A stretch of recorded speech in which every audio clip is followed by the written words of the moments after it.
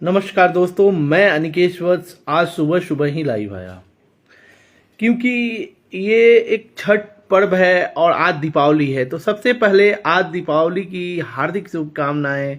आप लोग सदा मस्त रहो, व्यस्त रहो और खुश रहो।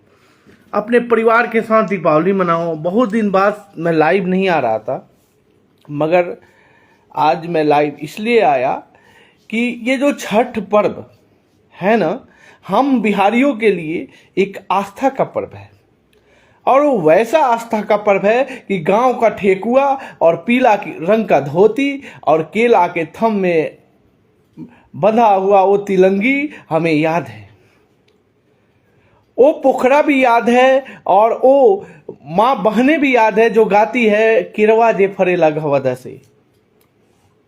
मगर हाँ, हमारे बिहार के कुछ राजनीति के गलियारों में कुछ राजनीति नेताओं ने कई वर्ष पहले से ही बिहार को एक लेबर का फैक्ट्री समझ रखा है। अन्य राज्यों में लेबर की सप्लाई कर रहे हैं और 10-10 हजार की मजदूरी के लिए हम गुजरात, मुंबई और दिल्ली भटकते हैं। और हाँ, इस पर्व में कहीं भी छुट्टी नहीं मिलता। जिसको भ्रम है, ये भ्रम फैलाया जाता है कि छुट्टी मिलता है, तो ये भ्रम आप अपने दिमाग से निकाल दीजिए। इस पर्व में कहीं भी छुट्टी नहीं मिलता। हमारे नेताओं ने वैसे बिहार का दशा बना रखा है कि हम छठ में छुट्टी मिलता नहीं है और छुट्टी नहीं मिलेगा तो पेट का सवाल है, अगर हम जबरदस्ती जाएंगे तो नौकरी छूट जाएगा। ये कहना आसान है कि इस पर्व के लिए नौकरी छोड़ देंगे, मगर सच्चाई ये है कि हम अपने पेट से बढ़ के किसी चीज को मानते नहीं है। और इसके अलावा हमारा परिवार इससे ही चलता है। उन नेताओं से उनसे बोलना चाहता हूं, बिहार का कब तक लेबर सप्लाई का फैक्ट्री बना के रखोगे? बिहार को एक विकसित राज्य में कब तक आप बनाओगे? जाति पाति की राजनीति होती रहती है, वो कई वर्षों से हो रही है। नदी नाले सड़कें का निर्माण टूटता है, कागज में बनता है, फिर टूटता है, होता रहता है, वो चाहे किसी की सरकार हो। कुछ लोग हमें ये भी सवाल करेंगे अभी कि अभी क्यों बोले कि छठ अभी है साहब, तो अभी ही में हमें याद आया।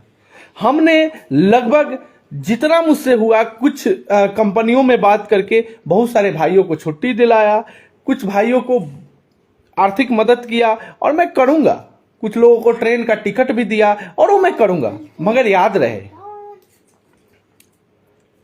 हम सबकी मदद नहीं कर पाएंगे जब तक हमारा बिहार विकसित नहीं होगा, जब तक हम आवाज उठाने लायक नहीं होंगे कि इस पर्व को भी एक राष्ट्रीय पर्व के रूप में घोषित किया जाए। और इस समय भी कम से कम उन राज्यों में तो बंदी होना चाहिए जिन राज्यों में हमारे बिहारी भाइयों की संख्या ज्यादा हो।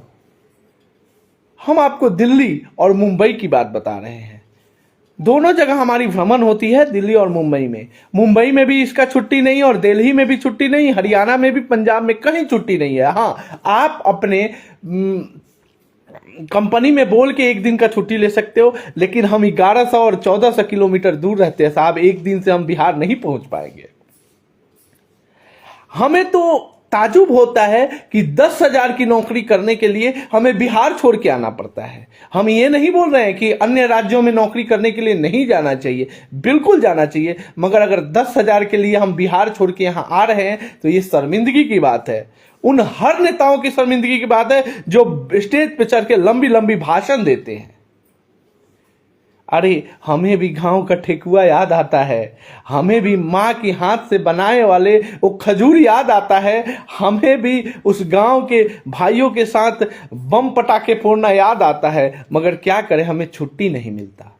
एक बार सोचिएगा, अगर अच्छा लगे तो शेयर भी कीजिएगा।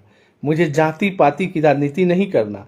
आज मैंने 50 लोगों को उनके कंपनी में बात करके अगर छुट्टी दिलाया, उनको आर्थिक सहायता की, अगर टिकट कटाया, तो इसलिए कहना पड़ रहा है मुझे कि मुझे अभी बहुत सारे कॉल आ रहे हैं जिसमें मैं मदद नहीं कर पा रहा हूं। मेरी जितनी कैपेसिटी है, जितनी औकात है, मैंने किया और मैं करता हूं और मैं करता रहूंगा। और मैं कुछ समय से लाइव आके बोलता भी नहीं हूं, मैं जितना करता हूं, मगर आज इसलिए बोलना पड़ रहा है। मैं हेल्पलेस हूं और मेरा जितना कैपेसिटी है मैंने किया। और मैं सभी लोगों से निवेदन करना चाहता हूं, अगर एक टिकट कटाने के लिए सक्षम हो ना, तो एक उन भाइयों का टिकट कटाओ जो दिल्ली से वहां जाने में असक्षम है, घर जाने में।